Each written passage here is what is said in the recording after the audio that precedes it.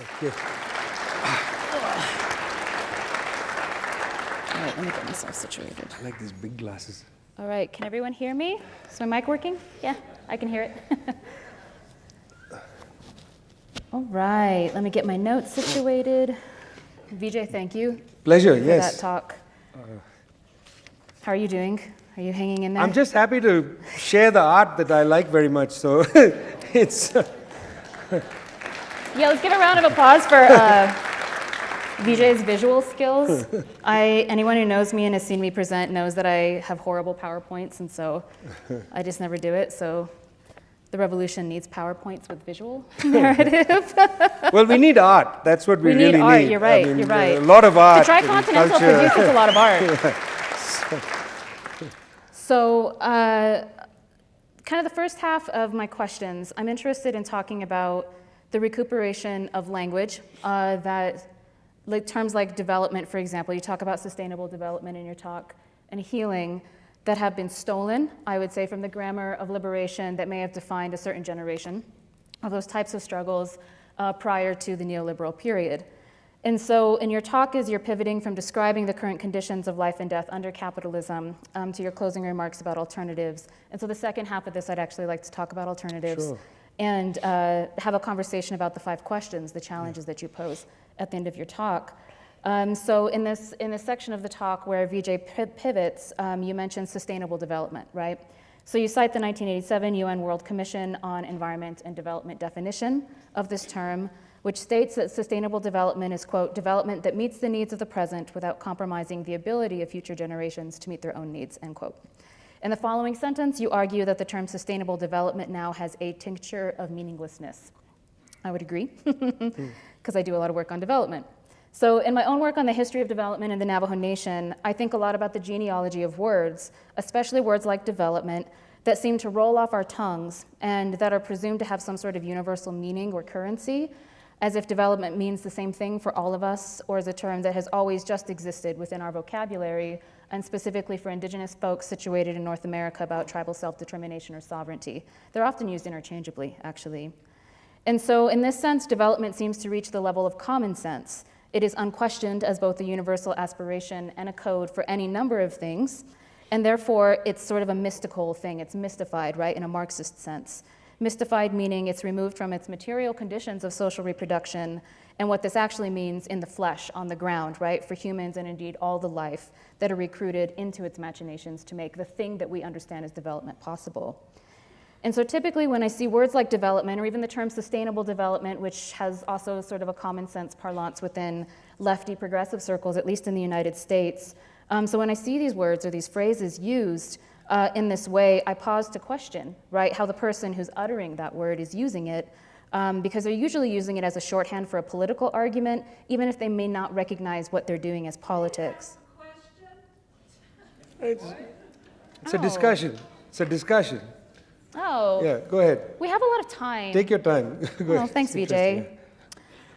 They are, after all, staking a claim in a field of political struggle where development does not, in fact, mean the same thing to everyone, and where it can't really be understood outside of the material context of its actual force as a series of social and economic practices that literally harness life and death to produce commodities and profits, which is what you, I think, very brilliantly outlined in your talk.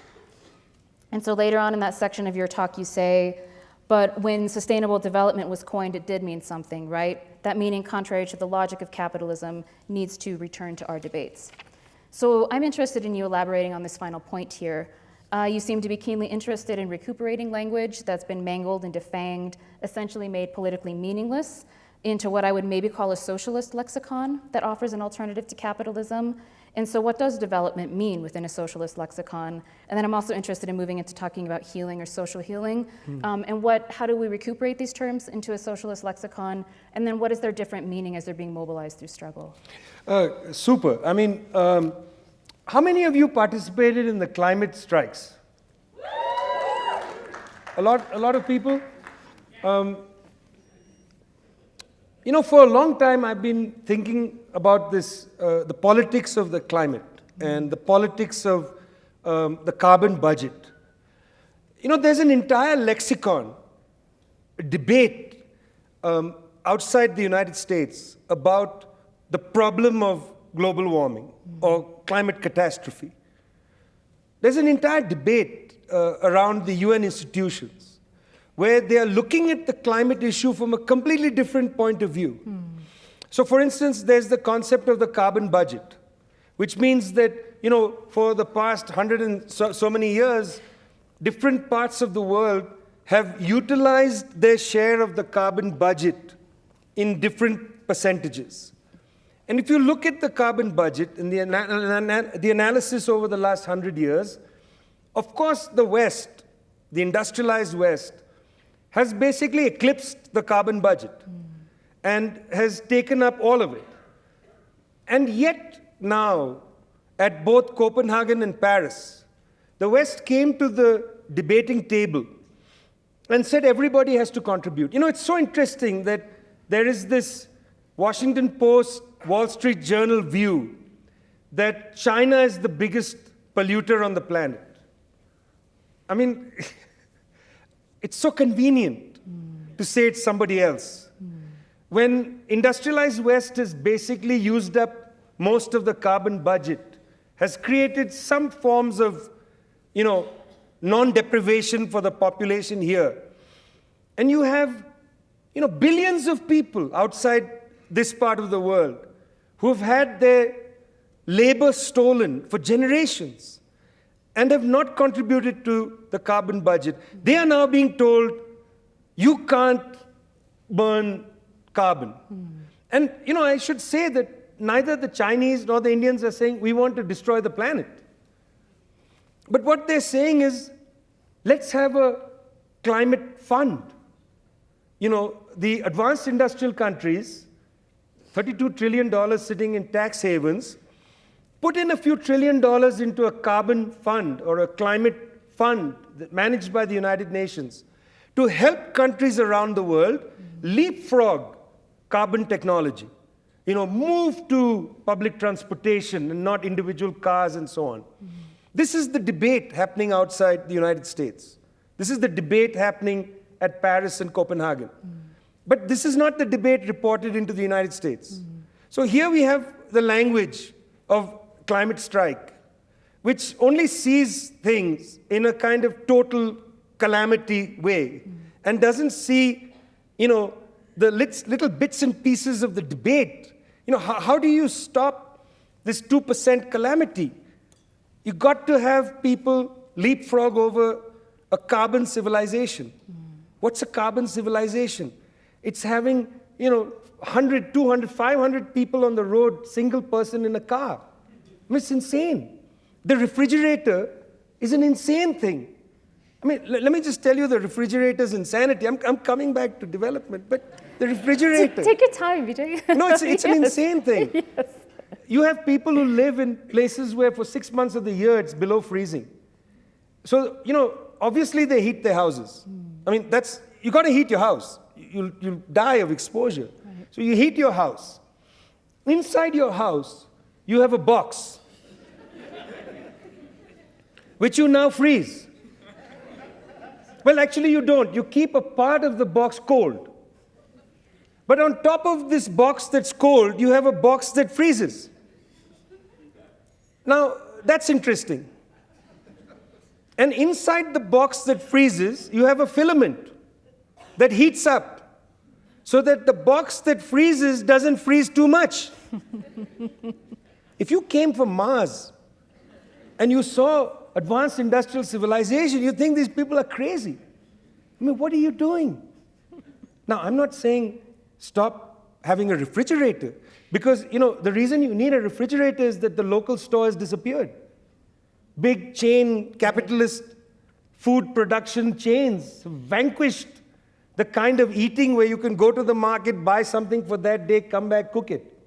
You've got to have a huge freezer for all the frozen food because you're working 2, 3 jobs, you're taking care of grandparents, your children, this, that, you're run ragged. Yeah. The system demands that you become insane. So when I use a word like sustainable development, it comes from a certain history. Yeah. It comes from a debate inside the United Nations, saying that, we have to deal with questions of hunger. You can't save the planet if people are dying of hunger on it? What's the point of a climate strike when the people you're trying to save can't eat? They don't understand why you're so incensed about the climate, the planet being destroyed. Let it burn. Burn. What do they care? If you don't address the questions of deprivation, the question of, well, I'm worried about the planet, you got to worry about both of them. Yeah. And sustainable development, we've got to come back to that argument. I don't care that it's been absorbed and made toothless and pathetic by NGO culture and God knows what else. Yeah. These words are important to us. The word healing is important to me. Generations of people have been traumatized by imperialism, colonialism, racism, sexism, homophobia. Generations of people have had their dignity stripped away in their bodies. You can see it. Class is written on bodies. People have shoulders that come in because generations of their family have been humiliated. Yeah. And now you tell me, no, we can't touch the discourse of psychosocial, well-being. We can't talk about dignity. Dignity is my word. Healing is my word. I don't care if you want to use it for some new age fantasy. I don't care. That's your problem. You can have some new age fantasy around this vocabulary. It means nothing to me. Your definition is not my definition.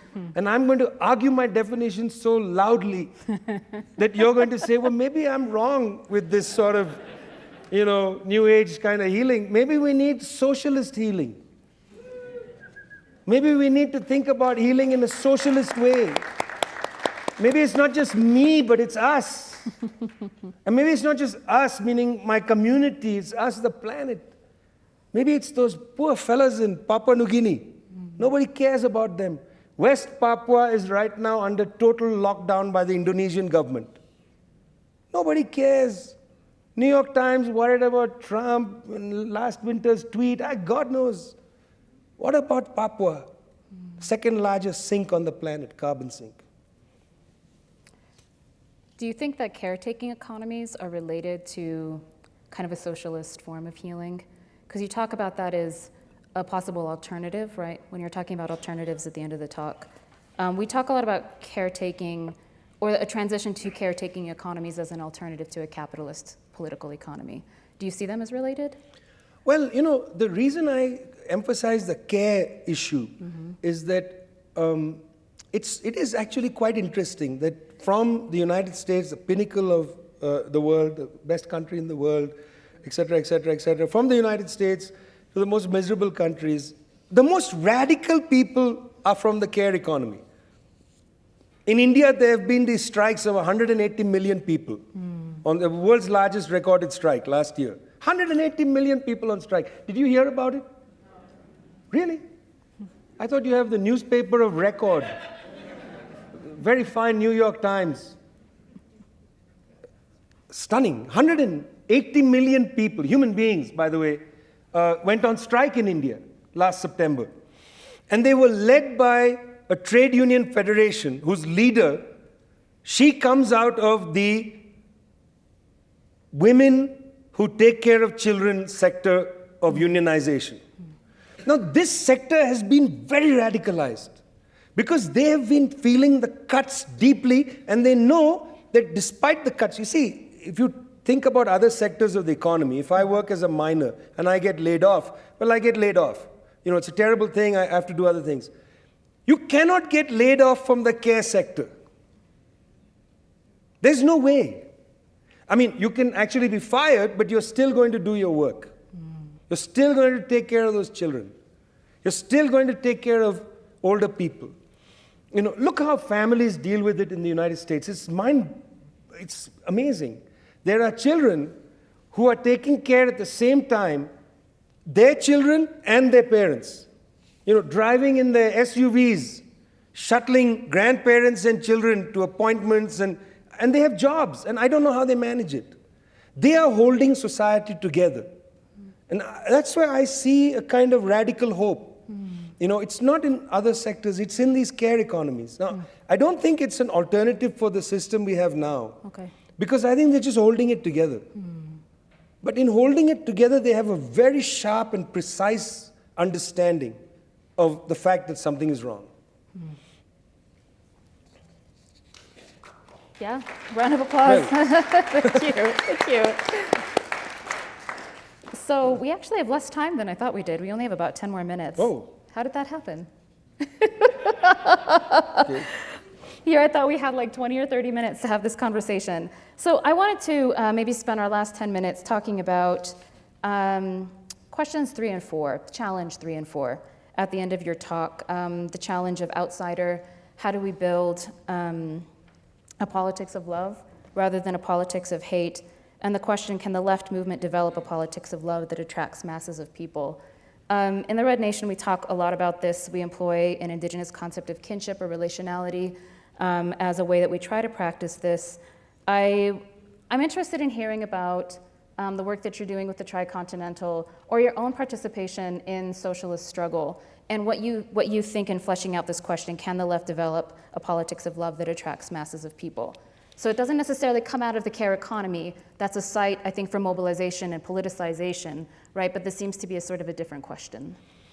You know, one of the things I've learned from my own political life and training, and which we're trying to really develop in the Tricontinental, is that it's not always important to be right. Mm-hmm. You know, I mean, sometimes to be right is to be insufferable. The point of human politics is to build collectivity. And it's not that you're the only one in the room that knows everything. You know, have we all not been in those rooms where there's that person who knows everything? And every time you try to contribute, they say, no, you're wrong. Now, it doesn't matter what your political orientation is. Basically, you're an antisocial person. The point of politics is to build society, not to be correct. It's to build collectivity. Yeah. It's for all of us to be in the journey of understanding and truth. I was at an event in Miami with a very fine novelist, and I just said the line that I have in that text. I said that it's very difficult to build a politics of love. It's much easier to build a politics of hate. And people just started yelling and saying, you're wrong. You're wrong. And I thought, well... Case in point. You're wrong. You lie. At that statement. Yeah, because, I mean, look, I understand. Nobody wants to believe that hate is more powerful than love. We all want to believe that love is more powerful than hate. But in a world where a sort of testosterone masculinity has dominated public spaces, hate has an advantage. It just has an advantage. I mean, you know, I don't know if you follow British politics, and honestly, I don't know why you would. But, because I'm not sure if it's even politics. I mean, Boris Johnson, he's like a character from Monty Python. It's extraordinarily difficult. It's so true. No, it's so true. It's extraordinarily difficult to take him seriously. And, you know, I'm sorry, I don't mean to be disrespectful. He's a human being, and I recognize him as a human being and so on. But good God, I mean, he's like a hologram for a sort of upper-class caricature. Boris Johnson, you know, has been walking around saying somebody's a sissy and somebody's in skirts. You know, this is how he talks. He disparages people. You see, how do you disparage a woman in the public sphere? You call her a slut. How do you disparage a man in the public sphere? You call him a woman. I mean, this is the testosterone-laden, hateful public discourse we have. And unless we as a collectivity just refuse this, you know, say in our own spaces, sorry, please, it's not about you being right. It's about us forming a collectivity. It's for us learning together. Have a better attitude towards us. That's the politics of love. You know, the point isn't to chastise people all the time. The point is to give people confidence. You can't change the world unless people are confident. You know, I don't want a messiah. I want the people to lead me. Yeah. I want the people to be confident, to be filled with love and affection. You know, that doesn't, I'm not a naive idiot. I know that there'll be traumatized people with horrible personalities, and everybody should see a psychiatrist, etc. You know, I get all that. But the politics we want is not the politics of, yelling at people, putting them down, using masculinist gestures. We want something different, And in that sense, we are at a grave disadvantage. The politics of love are hard. They are difficult. To love is difficult in our time. To give yourself to people, one person, other people, many people, is very difficult. Vulnerabilities are great. The fear of being hurt is very high. The experience of trauma is all around us. And I think unless the left enters a conversation about social trauma and so on, we just won't get anywhere. I understand, I've covered war for years. I've been to some of the worst war zones. I've seen what war does to people. But what I see in the eyes of people in a war zone, I also see in places like this. It's not so different. There is a great social trauma that we face. The left, it's not enough to talk about economics, how to have a new plan, a policy. And I just loved when Bernie Sanders said, we don't need billionaires. You just don't need them. Bernie is just, we don't need billionaires. Well, that's great, Bernie. How are you going to get rid of them? What's the plan, Bernie? I'm with you. We don't need billionaires. We need to talk about that stuff, of course, but, we need to talk about why people are not confident. Why is it that when you go to a Trump rally, hate makes people confident? Why is it that when you go to these other rallies, people just don't have the same light in their eyes?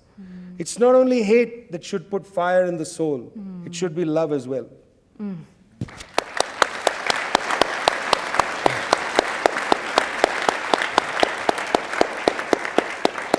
So I think we only have time for one more question and just some closing comments. But your description of neo-fascism, not necessarily nihilism, but it feels like the absence of optimism. It's a profound kind of extreme form of accepting our conditions as they currently are, and then you sort of punch down or you punch left, or you punch laterally. And this happens a lot of movements in the United States as well. And so that being the absence of optimism, closing thoughts on the role of optimism in building the confidence of the people, having the light in their eye. What is our role as socialists, our role as socialist intellectuals and organizers in inspiring confidence and optimism? I mean, at a time like this, it just looks like the lights have gone off. Yeah. It's like I'm sitting in a room, there's no electricity, the walls are coming in at me, and, I just can't be paranoid enough. Yesterday I heard Donald Trump's speech at the UN, and it scared me. It really scared me. I feel very scared that the United States is going to bomb Iran, which is going to open, Armageddon for many parts of the world. I feel very scared about that. I feel very upset by what the United States government is doing to Cuba and to Venezuela, to the people of these countries starving. I was in Venezuela this year. People are in very difficult situation. Cuba is facing a serious challenge. It's very hurtful that this government is deliberately hurting the life chances of people. You feel this sense of being enclosed. But then, one of the great things about my job is I get to travel to, I was in Argentina, about 2 weeks ago in the Pampas, and I met farmers, campesinos, these agricultural workers, many of them of Bolivian descent, with such incredible love for their community, their families, and for themselves, the capacity to believe that they have to make a better world. You spend time with people like that and you think, God, if somebody, agricultural worker who spends so much of his or her time traveling across the Pampas, working in other people's farms, when they come back home, they hug their children so tightly. You see that, you see how beautiful the Pampas is, how beautiful the earth is.